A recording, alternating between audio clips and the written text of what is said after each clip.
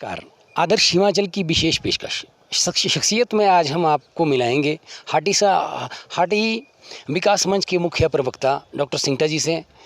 बात करेंगे हाटी क्या है, हाटी आंदोलन क्या है और आज हाटी आंदोलन की क्या स्थिति है, इस पर थोड़ा सा हम बात चर्चा करेंगे डॉक्टर सिंगटा जी से। डॉक्टर सिंगटा जी, सबसे पहले आपका स्वागत है आदर्श हिमाचल। बहुत बहुत आभार आपके चैनल का, जिन्होंने हाटी समुदाय के हितों की पैरवी करने का मौका दिया। सबसे पहले मैं जानना चाहूँगा हाटी आंदोलन क्या है और ये कब से शुरू हुआ? देखिए, जो हमारा हाटी आंदोलन है ये बहुत पुराना आंदोलन है। हमारा जौनसार बाबर जो 1967 में जनजातीय घोषित हो चुका है, तो हम उसी की तर्ज पे, क्योंकि कभी वो सिरमौर रियासत का हिस्सा रहा है, हम लंबी लड़ाई पिछले 55 सालों से हमारे लोगों ने बहुत लंबी लड़ाई लड़ी, शांतिपूर्ण तरीके से लड़ाई लड़ी। लेकिन अब जो आज की स्थितियां हैं, आज इसमें काफ़ी गर्माहट आ गई है। एक तरह से आंदोलन बिल्कुल पीक पे है और राज्य सरकार के हम आभारी हैं। हम केंद्र सरकार के आदरणीय गृह मंत्री अमित शाह जी के हम बहुत आभारी हैं, मुख्यमंत्री जयराम ठाकुर जी के बहुत आभारी है, शिलाई के पूर्व विधायक हमारे बलदेव तोमर जी, हम उनके बहुत आभारी है कि उन्होंने हमारे मुद्दे को राज्य सरकार के माध्यम से केंद्र सरकार तक उठाया और केंद्र सरकार ने हमारी पीड़ा को समझा है। हमारे साथ पूरी की पूरी 14 जातियाँ इसमें शामिल है, 3 लाख लोग हैं, 154 पंचायतें हमारी है, लगभग इसमें 400 गांव हैं। अच्छा, ये आंदोलन में किस तरह का उतार चढ़ाव आज वर्तमान में देख रहे हैं? सरकार आपके साथ सहयोग कर रही है हाटी समुदाय के साथ साथ, और किस तरह की परेशानी आप लोगों को आ रही है वहाँ पे? बिल्कुल, आपने सही सवाल उठाया है। हमारा जो हाटी आंदोलन, इसमें बहुत लोगों ने बड़ी भूमिका निभाई है। कुछ लोग इस दुनिया में भी नहीं हैं जिन्होंने लगभग हमारा जो केंद्रीय हाटी समिति, हमारा सर्वोच्च संगठन है और हमारे रजिस्टर्ड ये बॉडी है, 1970 के दशक से ये बॉडी हमारी है। बहुत लोगों ने, जो भी इसके सम्मानित अध्यक्ष रहे हैं, उन लोगों ने अपने अपने समय पे बहुत बड़ी भूमिका इसकी निभाई है। उन्होंने जो भी प्रयास किए हैं, हम उनको भी, उनके प्रयासों को भी कोटि कोटि नमन करते हैं। और इसमें जो तेज़ी आई है इस मूवमेंट में, आपने देखा होगा कि जिसके आप खुद गवाह रहे हैं, 1 जनवरी को रोनहाट में हमने महाकुंभलियों से हमने लोगों को उनको जागरूक करना शुरू किया। उसमें जुटे लोग, हज़ारों की तादाद में वहाँ पे लोग आए और सभी वर्गों के लोग आए। उसमें 14 जातियाँ हमारी शामिल है और जो हमारे पदाधिकारी है वो सभी वर्गों के हैं। दूसरी हमारी जो महाकुंभली हुई, हमारी दूसरी महाकुंभली शिलाई के भीतर हुई, जहाँ पर उस दिन बारिश हुई थी। सियासत एक तरह से खड़ी होती नज़र आई। लोगों का गुस्सा उस दिन बिल्कुल पीक पे था। लोगों ने कहा कि ये आर पार की लड़ाई हो जाए। उस दिन लोगों ने ये, हाँ, उससे पहले मैं आपको बताना चाहूँगा, रोनहाट में हमने ये तय किया था, महाकुंभली का ये सामूहिक फैसला था। वो फैसला क्या था? वो फैसला ये था कि अगर 6 महीने के अंदर, मोहलत दी थी, 6 महीने के अंदर हाटी को जनजातीय क्षेत्र घोषित नहीं करते हैं तो हम किसी भी राजनीतिक दलों का गिरिपार में प्रवेश करना बंद कर देंगे। ये बहुत बड़ी चेतावनी थी।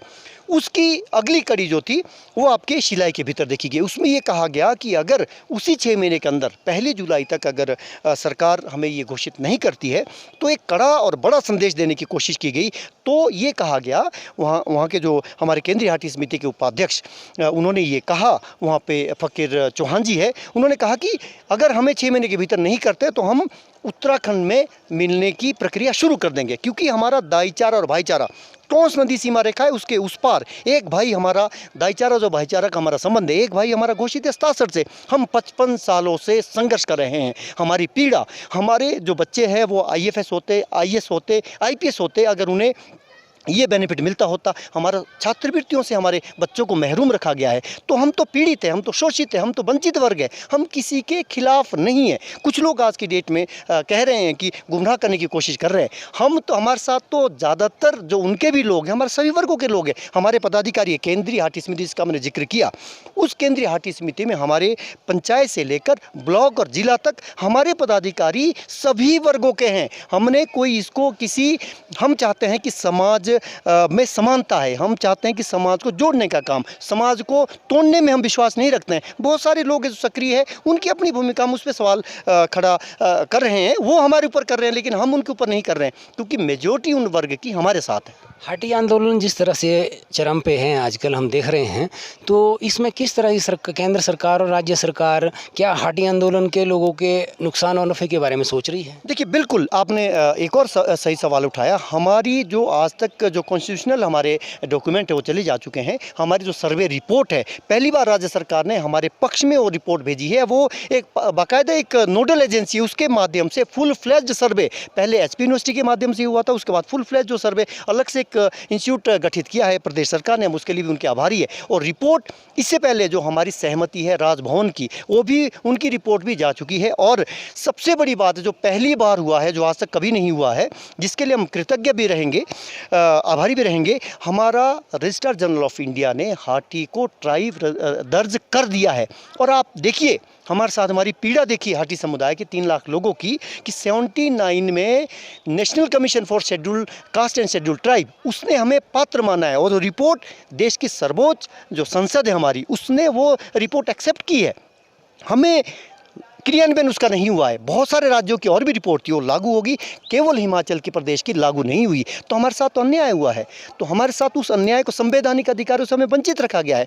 वो पहली बार इस सरकार की जो राजनीतिक इच्छा शक्ति है वो नज़र आई है, तो हम उसके लिए आभारी है केंद्र सरकार से लेकर राज्य सरकार के। और हम उन तमाम लोगों के, हम ये नॉन पॉलिटिकल मूवमेंट है, जिन भी विचारधारा के लोग थे, जिन्होंने हाटी का झंडा बुलंद किया, जिन्होंने हमारी मदद की, हम उनके भी आभारी है। हम हमारी जो अभी जो केंद्रीय हाटी समिति है उसके सम्मानित अध्यक्ष हमारे डॉक्टर अमित चंद कमल जी है, और महासचिव उसके कुंजन सिंह शास्त्री जी है, उपाध्यक्ष फ़कीर चौहान जी है, हमारे बड़े बुद्धिजीवी भी इसके अंदर लोग हैं। और हमारी जो शिमला इकाई है वो भी केंद्रीय हाटी समिति की है, जिसका विकास मंच, जिसका मैं भी एक पदाधिकारी, मुझे एक छोटी सी भूमिका दी है, लेकिन पर्दे के पीछे हमारे लोग, बहुत लोग हैं जिनको मौका आगे नहीं मिलता है।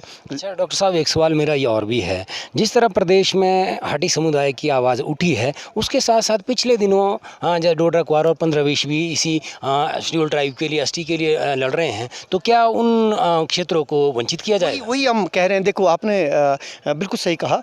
हमारे पहले क्या होता रहा, आज तक यही होता रहा कि डोडा कुआर है, छोटा बंगाल है, बड़ा बंगाल है, 15-20 है, शिमला का भी है और कुल्लू का भी है। और अब आजकल तो कुपुई और चौपाल के लोग भी कह रहे हैं।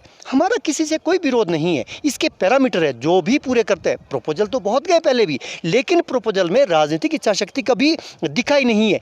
एक भी प्रपोजल राज्य सरकारों ने, जितनी भी राज्य सरकारें आज तक रही है, उन्होंने एक प्रपोजल को थ्रू नहीं किया है।